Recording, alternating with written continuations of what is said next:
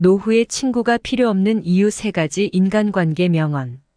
미래의 노후를 위해 누가 친구가 될 수 있는가? 우리는 누구나 남이 나를 좋아하기 바란다. 자신이 뛰어난 지식을 자랑하는 듯한 인상을 주는 태도는 결코 남의 호감을 얻지 못한다. 남이 나를 좋아하도록 하는 비결은 상대방의 기분을 유쾌하게 해주는 점에 있다. 마이너스 로렌스 굴드. 우리는 결코 혼자서는 살아갈 수 없다. 혼자 파라다이스에서 사는 것보다 더 큰 형벌은 없을 것이다. 다른 사람들과 인간관계를 맺어가면서 함께 세상을 살아가야 한다. 예나 지금이나 살면서 가장 많은 스트레스를 받고 큰 기쁨을 갖게 하는 것이 인간관계이다. 그래서 인간관계의 기술이 필요하다. 좋은 인간관계란 자신 스스로가 남들에게 성실한 자세를 보여주고 내 쪽에서 먼저 상대방을 인정하고 좋아하는 것이다. 니체가 말하길 사람의 가치는 타인과의 관계로서만 측정될 수 있다. 고한다. 세상의 모든 일은 사람에서부터 시작된다. 인연을 유지하는 위해서는 존중하라, 입장을 바꿔라, 꾸준한 관심을 가져라. 일회성 관심은 무관심보다 서글프다. 잠깐 신경 쓰다가 이내 무심한 것은 날카로운 상처를 남긴다. 그 사람 자체에 감사하라. 그 사람이 무엇을 주었거나 무엇이 되어 주어서가 아니라 그냥 내 곁에 존재하는 것으로 감사하고 좋아하라. 보는 만큼 알게 되고 아는 만큼 좋아할 수 있고 좋아하는 만큼 배려할 수 있다. 그 사람의 행동을 보고 그 사람의 이야기를 경청하라. 나 자신부터 치유하라. 자기가 상처받아 아프면서 다른 사람을 진심으로 배려할 수 있겠는가? 행복한 사람만이 다른 사람에게도 행복을 전할 수 있다. 격려하라. 좋은 일에 칭찬을 그치지 말라. 힘들고 지쳤을 때, 실패하고 좌절했을 때, 다치고 병들었을 때, 초조해하고 불안해할 때, 격려가 난관을 이기는 유일한 힘이다. 미래의 노후. 대만의 한 시사 잡지에서 미래의 노후라는 주제로 웹 영화를 기획했다. 빠르게 증가하는 노령 인구로 인해 달라질 다양한 미래의 모습들로 사람들의 크나큰 호응을 얻었고 그 중에서도 특히 미래의 노후 친구편은 많은 독신, 네티즌의 공감을 샀다고 합니다. 영화는 산속에서 혼자 사는 노인 이야기다. 4명의 자식들은 모두 장성의 교수, 해외에 나가 장사를 하는 등 출세했다. 하지만 노인은 자식들이 모두 떠난 산골집에서 혼자 살아간다. 그러던 어느 날 아들과 손자가 멀리서 찾아온다는 소식에 그는 정성껏 맛있는 음식들을 준비한다. 하지만 곧이어 오지 못한다는 전화를 받게 되고 준비했던 음식들은 주인을 잃고 만다. 이때 창밖의 하늘마저 우중충해지고 노인은 친구를 불러 함께 식사할 계획을 세운다. 하지만 누렇게 색이 바랜 낡은 수첩을 한참 동안 뒤적거려도 함께 식사할 만한 친구를 찾지 못한다. 이내 창밖에서는 비가 쏟아져 내리고 결국 노인은 부엌 식탁에 앉아 가득 차려진 음식을 홀로 먹는다. 마지막 장면 위로. 인생의 마지막 20년을 함께할 친구가 있습니까? 라는 자막이 흐른다. 누구나 그렇게 혼자가 된다. 대만 최고 베스트셀러 작가 우러취한 저 우리는 그렇게 혼자가 된다. 에서 완벽하게 홀로 서는 노인들에게 다음 3가지를 요청한다. 외롭지 않기, 여유롭게 살아가기, 늘 행복하기. 노후의 삶을 완벽하게 해주는 3가지 요소 돈, 사랑, 우정을 지금부터 준비해야 한다. 각자 더 나은 미래를 위해 인문학을 깨닫고 공부하는 태도가 요구된다. 완전하게 홀로 서려는 삶의 자세야말로 진정으로 나답게 행복해지는 길이다. 노후의 친구가 이러했으면 한다. 첫째 가까이 있어야 하고, 둘째 자주 만나야 하며, 셋째 같은 취미면 더 좋다. 넷째 같은 생각과 생활 수준이 비슷하면 다행이다.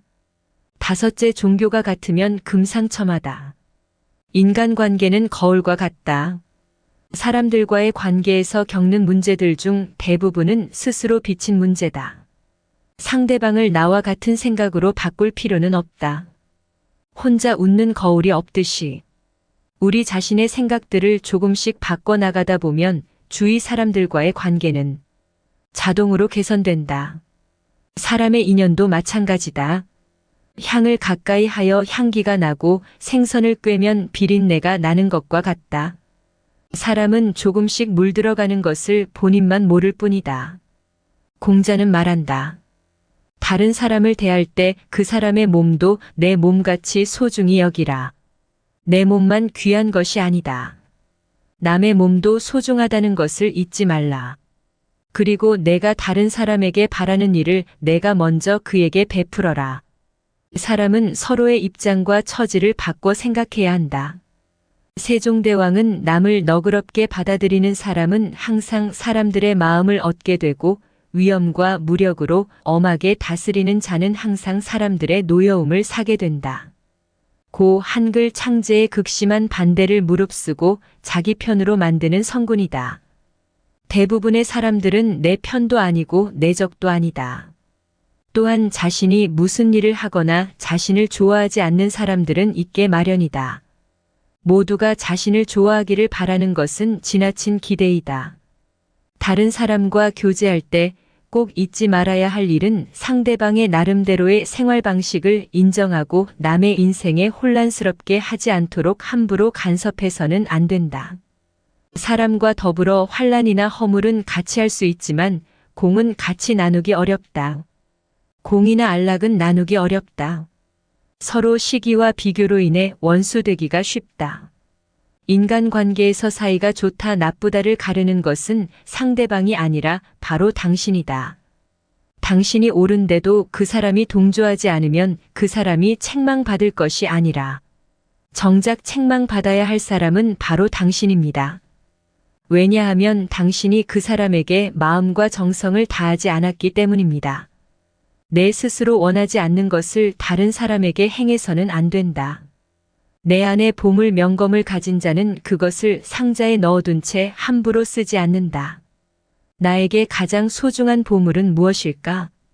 재능, 자산, 재주, 물건인가? 아니다. 누가 뭐래도 가장 중요한 것은 바로 나 자신이다. 내면을 소중히 여기고 자신을 함부로 굴리지 않는다. 자신의 가치를 스스로 발견하고 개발한다. 인품이 갖추어지지 않은 사람이 온갖 명품으로 몸을 치장한다고 해서 돋보이는 것은 아니다. 오히려 그는 비웃음의 대상이 된다. 그러므로 먼저 자신의 가치를 발견하라. 자신의 가치를 알고 자기를 소중하게 여기는 사람, 그가 바로 진정한 보물을 간직한 사람이다. 비난하기 전에 먼저 상대방을 이해하려 애써보라. 왜 그런 행동을 했는지 생각해보고 그 행동을 이해하려 노력하라. 그것이 비판보다 더 유익하다. 더불어 그것은 동정과 관용과 우애를 길러준다. 하늘도 인간이 죽을 때까지 인간을 심판하지 않는데 왜 우리는 인간을 심판하려 드는가? 현명한 사람에게는 매일매일이 새로운 인생이다. 그러므로 어제의 일은 잊고 내일의 일은 생각하지 말아야 한다. 오직 오늘만이 새로운 인생이다. 인간의 본성 가운데 가장 비극적인 것 중에 하나는 현재의 삶에서 도피하고자 하는 것이다.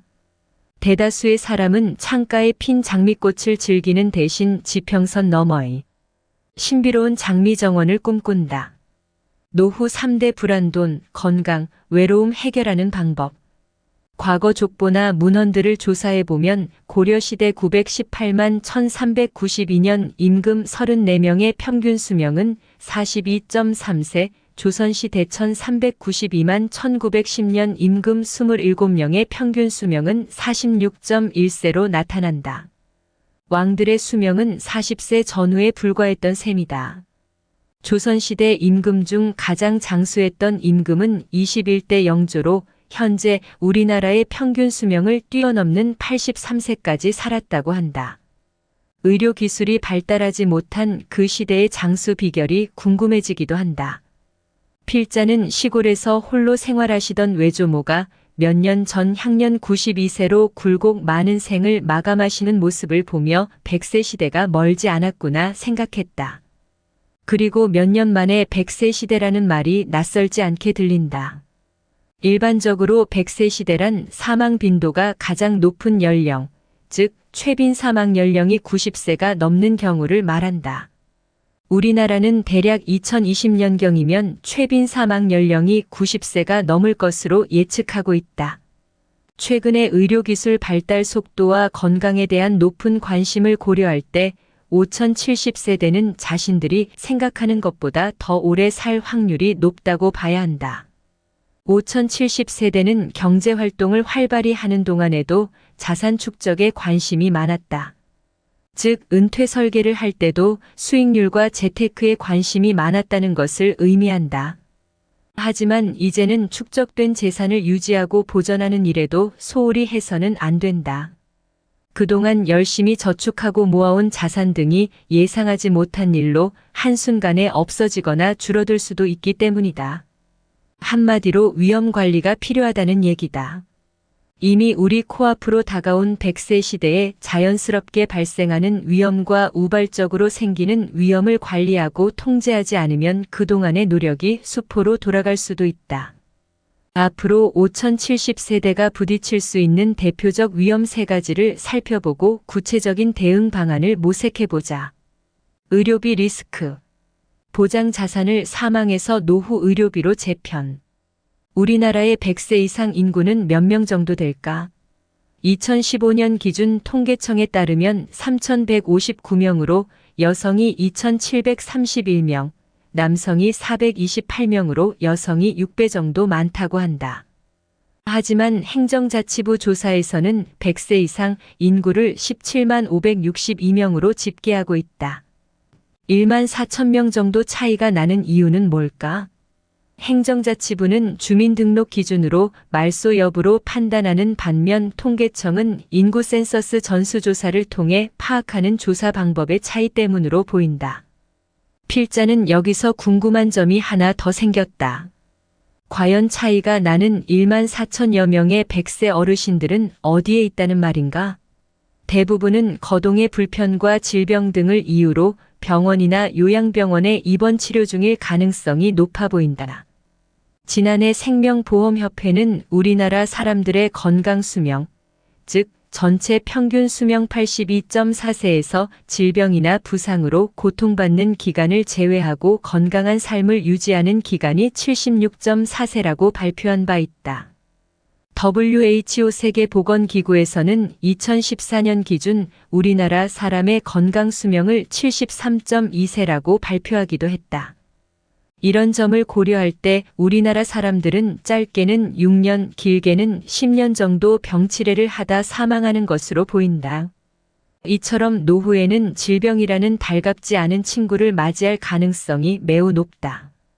노후 질병이 재무적인 측면에서 특히 위험한 이유는 일정 연령이 되면 자연스럽게 발생하고 오래 살수록 그 위험의 정도가 급증하며 질병의 정도를 예측하기 힘들기 때문이다. 노후에 발생하는 질병은 자연스런 현상이란 점에서 건강관리만 잘하면 어느 정도 예방할 수 있겠지만 완벽한 예방이 쉽지 않고 한번 발병하면 치료비가 만만치 않다는 문제가 있다. 긴 병에 효자 없다는 속담처럼 노후에 발생되는 치료비는 가족에게 큰 부담이다. 건강보험공단 2015의 조사에서처럼 연령이 증가할수록 1인당 연간 의료비는 기하급수적으로 증가하는 형태를 보이고 있다. 1인당 생애 총의료비가 65세 이후에 절반 이상 발생하는 것은 노후 질병으로 인한 의료비 부담이 5070 은퇴재무 설계 관점에서 가장 큰 위험 요소라는 사실을 반증한다. 의료비 부담을 완화할 수 있는 방법은 없을까? 이를 위해 먼저 국민건강보험에 주목할 필요가 있다. 만약 5070세대가 은퇴 후 의료비가 1,000만 원 발생했다면 본인이 부담하는 금액은 얼마나 될까? 요양기관별로 다소 차이는 있을 수 있지만 일반적으로 건강보험공단에서 63.4% 약 630만 원을 부담하고 나머지 36.6% 약 370만 원은 개인이 부담해야 한다. 개인 부담분을 분해하면 건강보험 급여 대상 의료비의 20.1%와 비급여 의료비 16.5%다. 국민건강보험 제도의 구조를 감안할 때 5070세대의 노후 의료비 부담은 건강보험 본인 부담금과 비급여 부분을 어떻게 준비했는지에 따라 크게 달라진다. 5070세대가 2040 시절에는 가장의 유고에 대비한 사망보장 중심의 위험관리에 초점을 두었다면 50대 이후에는 필연적으로 발생할 수밖에 없는 노후의료비 보장 중심의 위험관리로 보장 자산을 새롭게 리모델링해야 한다. 2040 시절에 가입해 두었던 보험을 노후의료비 보장 중심으로 재검토하고 행여 중복 보장으로 인해 과도한 보험료 지출을 하고 있지는 않은지 분석해 웰스가 아닌 헬스 시대에 맞도록 재편할 필요가 있다. 자녀 부양 리스크. 현명한 노후 준비는 자녀의 경제적 독립. 대한민국의 5070세대가 늙은 염난거미를 닮아가고 있다. 염난거미는 독거미의 일종으로 새끼가 먹을 것이 없으면 새끼를 위해 제 살을 먹이로 주는 습성 때문에 붙여진 이름이다. 지금 5070세대는 은퇴 후에도 성인이 된 자식 뒷바라지를 걱정하고 있다. 혹자는 자식 뒷바라지가 100세 시대에 무슨 위험이냐고 반문할 수 있다. 부모가 자녀를 낳았으면 자녀가 경제적으로 독립할 때까지 물심양면 지원하는 것은 인지상정 아니냐고 항변할 수도 있다. 하지만 은퇴 이후 연금 외 변변한 수입원이 없는 상황에서 생물학적 성인자녀가 사회학적 성인자녀로 탈바꿈하지 못하면 예상치 못한 상황에 따른 심리적 고충은 물론 경제적 부담도 만만찮다는 점에서 엄청난 리스크가 아닐 수 없다. 경기 침체에다 비혼과 만혼이라는 사회적 현상까지 더해져 부모와 불편한 동거를 하는 성인 자녀가 늘고 있다. 동거를 하지는 않더라도 경제적으로 의지하는 성인 자녀도 꽤 많다. 이는 선배 세대들은 크게 걱정하지 않았던 고민이란 점에서 5070세대에겐 새로운 리스크라 할 수 있다. 이런 현상은 동서양이 다르지 않다. 미국에서는 대학 졸업 후 취업을 못해 경제적으로 독립하지 못하고 부모 곁에 머무는 자녀를 낀 세대라는 의미의 TWIXTER라 부른다. 캐나다에서는 직업을 구하러 이리저리 다니다가 결국 집으로 돌아온다는 뜻에서 부메랑 키즈, 영국에서는 부모 퇴직연금을 축낸다는 뜻에서 키퍼스 KIPPERS 키즈 인 페런차 파커츠, 이로딩 리타이어먼트 세이빙즈, 이탈리아에서는 모친이 해주는 음식에 집착한다는 의미의 맘모네MAMMON이라고 칭한다. 우리나라에서는 학교 졸업 후 취업을 못해 경제적으로 독립하지 못하고 부모에게 의존하는 2030대 젊은 층을 캥거루족, 취업을 했어도 경제적 독립을 못하고 부모에게 의존하는 3040대를 신캥거루족이라고 칭한다. 이처럼 5070세대가 은퇴 이후 성인 자녀를 부양하는 상황이 연출되면 이들의 노후 준비 자산은 급속하게 줄어들게 된다. 자녀의 경제적 독립이야말로 가장 현명한 노후 준비 방법이라고 말하는 이유다. 개인이 처해 있는 상황과 가치관이 다르기 때문에 자녀 부양 리스크에 대한 통일된 대처 방법을 제시하기는 어렵지만 조금 생각하면 실천할 수 있는 방안 두 가지를 제시해보고자 한다. 첫째, 부양기간과 지원 범위를 자녀와 함께 정하는 것이다. 최근 육아정책연구소에서 2050대 성인을 대상으로 언제까지 자녀에게 경제적 지원을 해야 하나? 라고 물어본 결과 응답자의 40.9%는 적어도 취업 전까지는 자녀를 경제적으로 뒷받침해줘야 한다고 응답했다. 2008년에는 이 비중이 26.1%였던 점을 감안할 때 성인 자녀의 부모에 대한 의존도가 증가하고 있음을 보여주는 대목이라 할 수 있다. 자녀의 경제적 미독립이 게으름 등 개인적 소양 탓보다는 사회 경제적 구조 변화와 밀접한 관련이 있는 상황에서 자녀의 경제적 독립을 이끌어내기가 쉽지는 않겠지만 경제적 지원 범위와 기간을 자녀와 합의하는 과정을 거쳐 합리적인 선에서 정하고 독립을 이루는 방법을 함께 고민하다 보면 자녀의 경제적 독립이 앞당겨지지 않을까. 둘째, 소규모 청년 창업이다. 취업이 어렵다 보니 소규모 청년 창업이 늘어나고 있다. 청년 창업의 경우 어느 정도 정부 지원을 받을 수 있지만 결국 부모에게 의존할 수밖에 없다. 능력이 된다면 한없이 지원하고 싶지만 5070세대 대부분은 그렇지 못한 게 현실이다. 참 난감한 상황이다.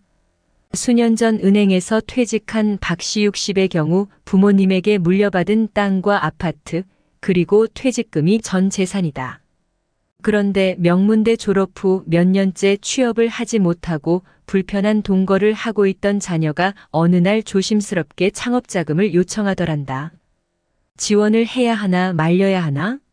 많은 고민 끝에 박 씨는 구체적인 조건을 내걸고 지원을 해주기로 했다. 자녀에게 사업 계획서를 요청하고 자금을 한꺼번에 지원하기보다는 순차적으로 지원하며 아버지가 아닌 채권자로서 계약서까지 썼던 것이다. 부모와 자식 간에 이렇게까지 해야 하나 혀를 찰 수도 있으나 이런 일일수록 냉정하게 대하는 게 정답에 가까운 차선책인 것 같다. 금융 사기 위험. 내 돈 지키는 5가지 행동 지침. 뉴스나 드라마를 통해 은퇴자들이 어이없게 금융 사기를 당하는 경우를 종종 보게 된다. 드라마의 소재거리로 활용될 정도로 은퇴자들이 쉽게 금융 사기 표적이 되는 이유는 뭘까? 주된 직장에서 물러난 은퇴자들은 비록 고정 수입은 크게 줄어들었다 해도 퇴직금과 모아둔 유동자산이 다른 세대에 비해 상대적으로 많은 편이다. 여기에다 금융시장의 변화에 둔감한 상황에서 줄어든 고정 수입을 보충하고픈 조급한 마음에 고수익 상품에 대한 욕구가 커져 금융사기범의 미끼를 덥석 물 가능성이 높다. 미국 투자자교육재단에서는 금융사기를 당하기 쉬운 사람의 유형을 다음과 같이 분류하고 있다. 50대 후반의 기혼자, 자신의 판단과 금융 지식이 평균 이상이라고 생각하는 낙관적인 성격의 소유자, 새로운 생각이나 판매 선전에 귀가 솔깃한 사람, 최근에 건강 또는 금융상 어려움을 겪은 사람 등. 이 중에서 2가지 이상에 해당되는 사람은 금융사기에 당할 가능성이 높으므로 조심해야 한다. 단 한 번이라도 금융사기를 당하게 되면 힘들게 모아온 자산을 다 잃을 수 있다. 아래의 금융사기 예방을 위한 5가지 행동 지침을 소개한다. 첫째, 아는 사람인데 잘해주겠지, 전문가이니까 잘해주겠지라는 생각을 버려라. 아는 사람이 더 무서울 수 있다. 이들은 오히려 고객의 이익보다 금융기관이나 종사자의 이익을 우선할 수 있다. 둘째, 금융업에 종사하는 개인이 제공하는 보고서가 아닌 금융기관의 보고서를 받아라. 가끔 개인이 작성한 고수익을 보장하는 보고서를 믿고 투자에 나섰다 낭패를 보는 경우가 있다. 고수익을 보장하는 약속 뒤에는 대부분 고객의 자금을 유용할 의도가 숨어 있는 경우가 많다. 초저금리 시대에는 고수익을 미끼로 2자릿수 수익률을 제공하면서 호시탐탐 돈을 노리는 금융사기꾼이 주변에 널려 있다는 점을 명심하자. 셋째, 배우자의 사망, 이혼 소송 등으로 어려운 상황에 처해 있을 때 불현듯 다가오는 도움의 손길을 조심하자. 사람의 어려움을 악용하는 사람들이 의외로 많다. 특히 돈과 연관된 도움의 손길은 주변 사람과 충분히 상의해 결정해도 늦지 않다. 채근하는 사람은 뭔가 꿍꿍이가 있다고 봐도 무방하다. 삶의 전환기나 실현기에는 좀 더 시간적 여유를 가지고 결정해야 한다. 넷째, 장점만 있는 금융투자 상품은 없다는 점을 명심하자. 세상에 공짜는 없다는 말처럼 금융투자 상품에 투자할 때는 그 상품의 장단점을 충분히 파악한 후 투자를 결정해도 늦지 않다. 마지막으로 금융사기꾼이 노리는 것은 높은 수익률에 쉽게 흔들리는 고객의 마음일 수 있다는 점을 명심하자. 고수익을 확정 보장하거나 마감임박이라면서 투자 권유를 종용하는 경우 금융사기를 의심해봐야 한다.